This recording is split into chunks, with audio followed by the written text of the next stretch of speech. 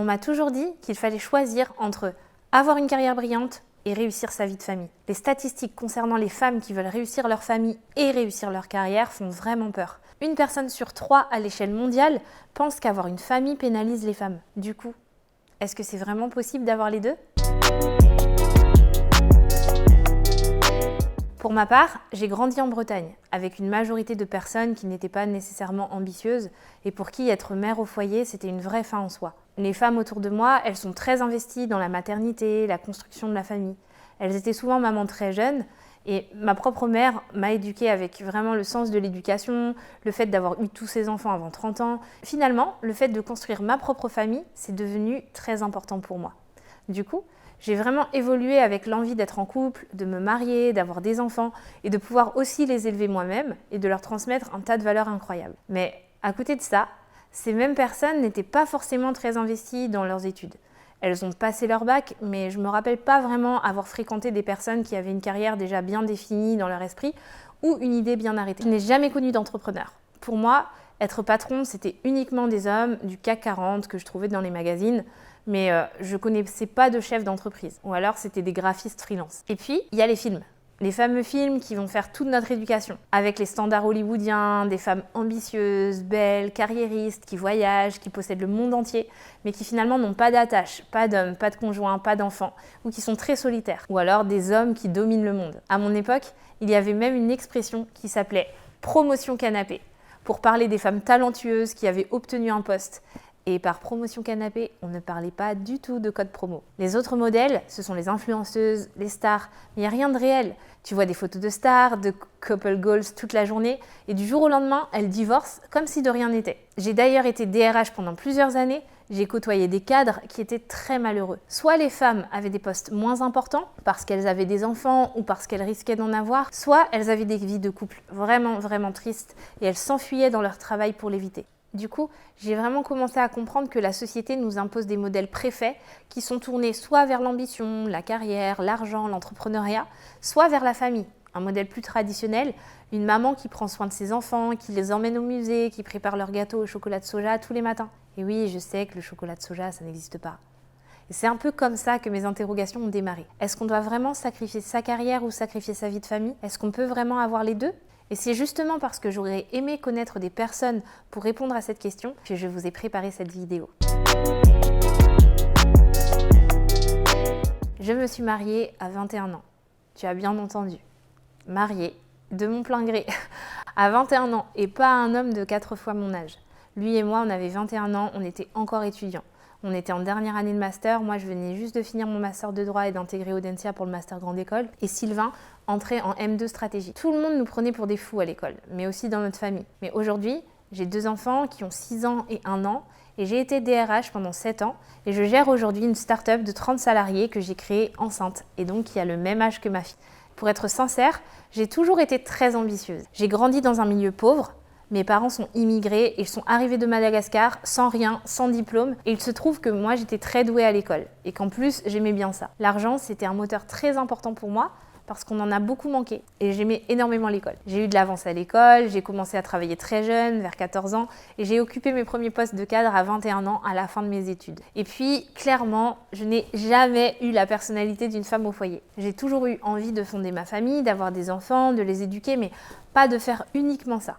Parler bébé, allaitement, maternité, postpartum, ce sont vraiment des sujets que vous ne m'entendrez jamais aborder parce que je n'ai juste aucune passion.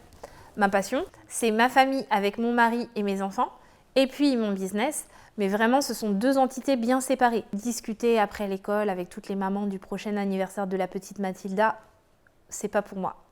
Et au début, on ne se pose pas trop de questions, mais en fait la vie va t'en poser. En avançant, moi j'ai commencé à me rendre compte que la société n'est pas forcément prête en fait pour le modèle qui cumule famille et carrière.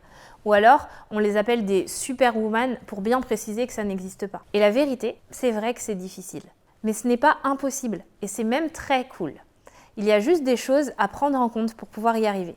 Par exemple, je ne peux pas préparer les gâteaux moi-même pour les soirées d'anniversaire des copains de mes enfants. Donc concrètement, quand j'organise l'anniversaire de mon fils, c'est Papy Brossard qui a fabriqué le gâteau. Mais c'est ok.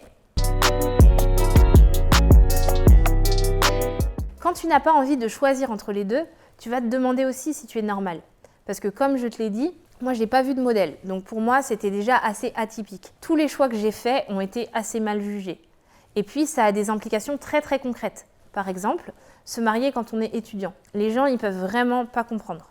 Dis-toi que choisir d'avoir une belle carrière, mais aussi de t'investir dans ton mariage, dans ton couple, ça veut dire que, par exemple, moi, j'étais pas très dispo, pour pas dire pas du tout, pour sortir en soirée avec les gens de ma classe quand tout le monde s'amuse. J'ai pas accepté de partir un semestre à l'étranger pendant mes études parce que comme j'étais mariée, je n'avais pas de budget pour financer 2 logements. Plus tard, quand je suis tombée enceinte alors que j'étais en freelance, j'ai dû convaincre mon client principal de m'embaucher en CDI pour que je puisse bénéficier d'un congé maternité.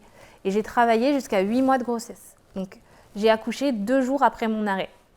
Et en fait, les gens qui t'aiment, comme ceux qui ne t'aiment pas, vont pas le comprendre. Ils vont te demander pourquoi tu sors pas en soirée, pourquoi tu t'investis autant dans ton travail, pourquoi tu ne te mets pas en arrêt.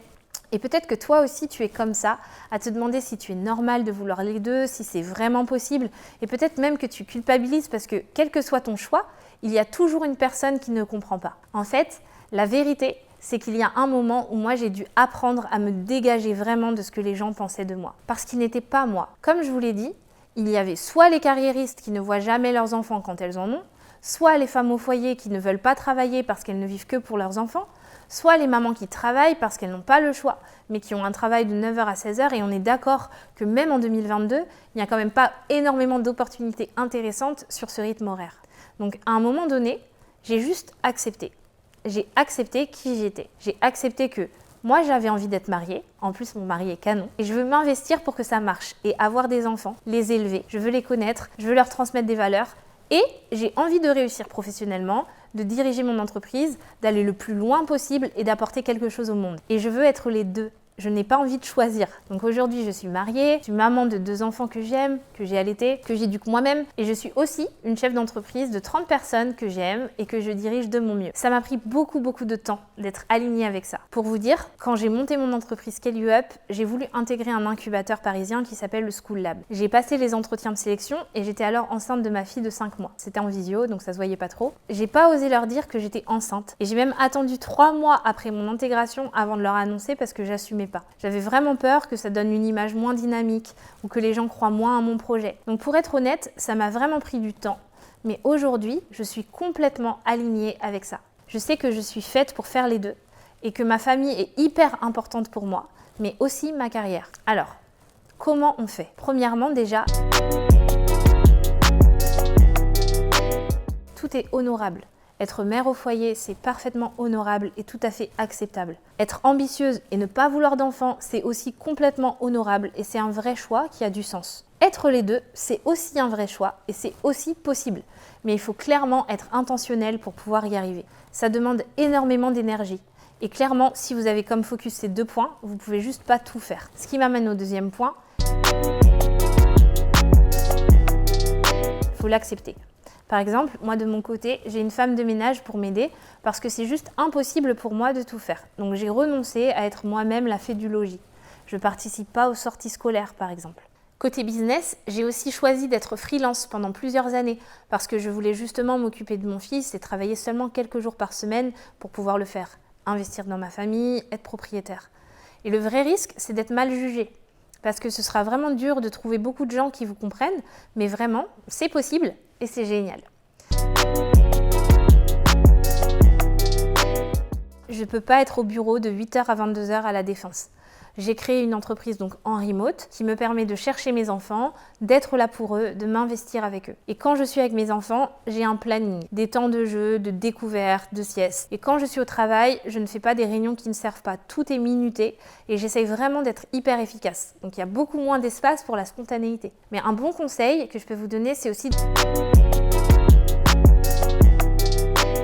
demandez des conseils, comme pratiquement pour tous les sujets que vous avez envie de réussir, demandez à des personnes qui l'ont déjà fait. N'ayez pas peur de déranger, demandez et assumez aussi vos objectifs. Le plus important, c'est vraiment d'être en paix avec toi-même, d'être sûr que tes priorités, elles sont au bon endroit, que tu mets l'énergie dans les choses qui comptent vraiment pour toi sur le long terme. Peut-être que toi, tu n'as aucun rapport avec le business, peut-être que juste tu n'as pas envie de fonder une famille, mais en fait, peu importe, cherche à comprendre qui tu es vraiment. Qui que tu sois, c'est ok. Sois intentionnel pour pouvoir atteindre tes objectifs et sois prêt aussi à faire des concessions parce que ce sont des concessions qui en valent la peine. Et toi aussi, tu en vaux la peine. Et finalement, quand tu auras réussi, tu verras que être toi-même, ça n'a juste pas de prix. Je suis vraiment heureuse d'avoir pu partager cette vidéo avec toi.